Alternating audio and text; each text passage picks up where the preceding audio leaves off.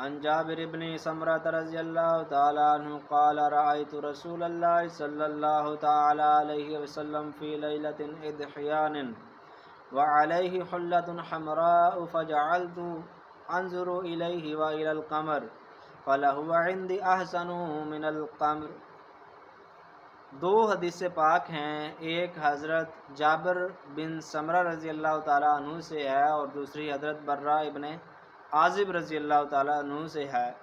حضرت جابر بن سمرہ رضی اللہ تعالیٰ عنہ کہتے ہیں کہ رأیت رسول اللہ صلی اللہ تعالیٰ علیہ وسلم فی لیلۃ اضحیان، فرماتے ہیں کہ میں نے نبی علیہ السلام کو چاندنی رات کے اندر دیکھا، وعلیہ حلۃ حمراء، نبی علیہ السلام کے مبارک جسم پر سرخ رنگ کا جبہ تھا، حلہ تھا۔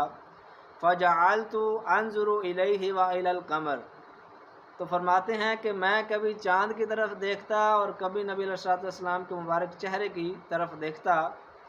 فلہو عندی احسن من القمر، تو میں نے یہی فیصلہ کیا کہ نبی علیہ السلام کا مبارک چہرہ وہ چاند سے زیادہ خوبصورت ہے۔